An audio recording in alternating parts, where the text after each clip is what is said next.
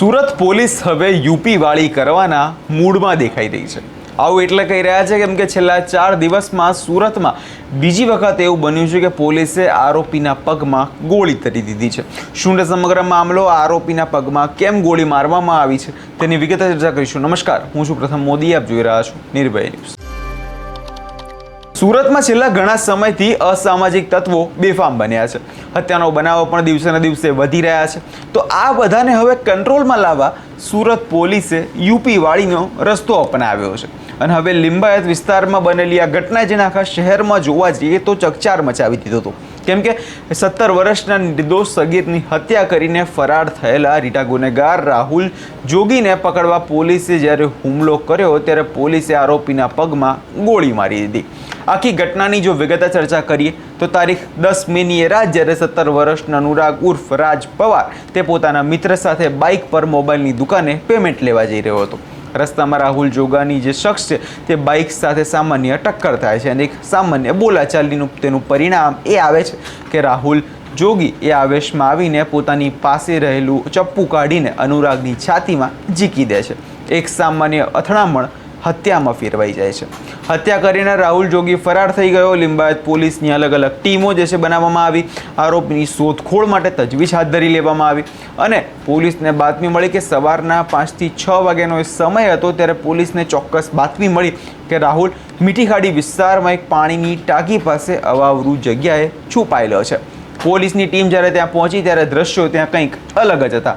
પકડાઈ જવાની બીકે Rahul જોગાએ police constable Mukesh બાગુલ પર ચપ્પુ વડે હુમલો કરી દીધો અને પોલીસ કર્મચારી લોહી લુહાણ થઈ પરિસ્થિતિ થઈ ગઈ હતી અને ત્યારે જ લિંબાયતના પીઆઈ દ્વારા 2 રાઉન્ડ ફાયરિંગ જે છે આરોપીના પગ ઉપર કરવામાં આવે છે। એક ગોળી સીધી રાહુલના જમણા પગે વાગી જાય છે। સૌ પહેલાં તો સાંભળી લઈએ આખી ઘટનામાં આ મામલે પોલીસનું શું કહેવું છે અને નજર કરીએ જ્યારે તે સમયે આરોપીને હોસ્પિટલ લાવવામાં આવ્યો હતો। ગઈકાલે આશરે 9:30 વાગ્યાના અરસામાં લિંબાયત પોલીસ સ્ટેશનને એક ટેલિફોન વર્દી મળેલ જેમાં એક મરણ જનાર ઈસમ છે જે અનુરાગ જગદીશ પવાર કરીને જે મોટરસાઇકલ લઈને જતો હતો એ દરમિયાન કોઈ રાહુલ જોગી નામના ઈસમે રસ્તા પર ટકરાય એ બાબતે બોલચાલી થતાં એને છાતીના ભાગે 2 ચપ્પા મારી અને હત્યા કરી દેવામાં આવેલી હતી। આ બાબતનો ગુનો લિંબાયત પોલીસ સ્ટેશન અંદર દાખલ કરવામાં આવેલો।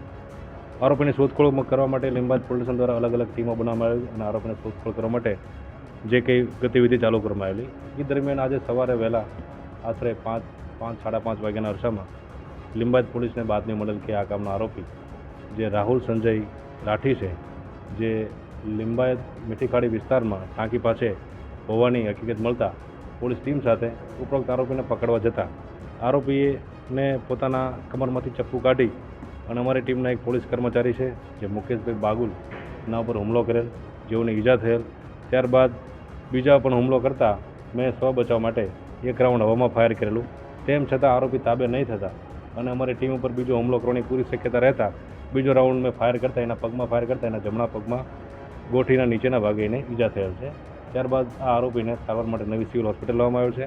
હાડીની સારવાર ચાલુ છે અને ઈજા પામનાર જે પોલીસ કર્મચારી છે જે મુકેશભાઈ બાગુલ જેઓને ઉધના ખાતે સનરાઈઝ હોસ્પિટલની અંદર એડમિટ કરવામાં આવ્યો છે, ત્યાં બંનેની સારવાર ચાલી રહી છે।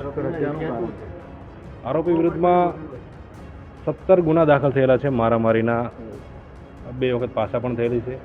આરોપી પોતે રીઢો ગુનેગાર છે અને હુમલો કરવાની ટેવવાળો છે, તેથી પોલીસે સ્વ બચાવમાં ફાયરિંગ કર્યું છે। હાલ તપાસ ચાલુ છે। હાલ આરોપીની સારવાર ચાલી રહી છે। આરોપીથી સારવાર પત્યા બાદ આરોપીની વધુ પૂછપરછ કરશું, તે દરમિયાન વધુ વિગત બહાર આવશે તો આપણે જાણ કરશું। પ્રાથમિક કારણ શું છે? હાલ તો પ્રાથમિક કારણ એવું જણાવ્યું છે કે જે ફરિયાદી જે છે એ પોતે બાઇક લઈને જતો હતો એ દરમિયાન રસ્તામાં ગણેશનગર 2 ખાતે જાહેરમાં જે તકરાર થતાં બંને વચ્ચે ગાળાગાળી થયેલ એ બાબતે આ બનાવ બનેલો હોવાનું જણાવ્યું છે। આજે જ્યારે રાહુલ જોગાને સિવિલ હોસ્પિટલ લઈ જવામાં આવ્યો ત્યારે તેના તેવર કદાચ જોવા જઈએ તો અહીંયા બદલાઈ ચૂક્યા હતા। જે હાથમાં ચપ્પુ હતું તે હવે દર્દથી એ હાથ કસડી રહ્યો હતો। હોસ્પિટલમાં પડેલો રાહુલ હવે બૂમો પાડી રહ્યો હતો કે હું હવે આવું ક્યારેય ફરી નહીં કરું। સુરતમાં બનેલી એ ઘટના એક સંદેશ આપ્યો છે કે પોલીસ હવે ગુનેગારો સામે નરમ વલણ અપનાવવાના મૂડમાં હવે દેખાતી નથી। છેલ્લા 4 દિવસમાં આવું બીજું હાફ એન્કાઉન્ટર થયું છે અને વાતની સાબિતી છે કે જો કાયદો હાથમાં લેશો તો નિર્દોષ પર હુમલો કરશો તો પોલીસ પોતાની રિવોલ્વર નીકાળતા અચકાશે નહીં. લિંબાયત વિસ્તારમાં અત્યારે પોલીસે કોર્ડન કરી લીધો છે. અત્યારે ફોરેન્સિકના પુરાવા એકઠા કરવામાં આવી રહ્યા છે, પણ સવાલ એ થાય છે કે શું આવી કડક કાર્યવાહી અને ગુનેગારોમાં ફફડાટ લાવશે કે સુરતની ગલીઓ ફરીવાર સુરક્ષિત બનશે? આ સવાલ અમે નથી પૂછી રહ્યા, પણ સુરતનો એક નાગરિક પૂછી રહ્યો છે. આ વિષયમાં તમારો શું અભિપ્રાય છે અમને કમેન્ટ કરી ચોક્કસથી જણાવજો અને અમારી ચેનલ નિર્ભય ન્યૂઝને લાઇક, શેર અને સબસ્ક્રાઈબ કરવાનું ભૂલશો નહીં.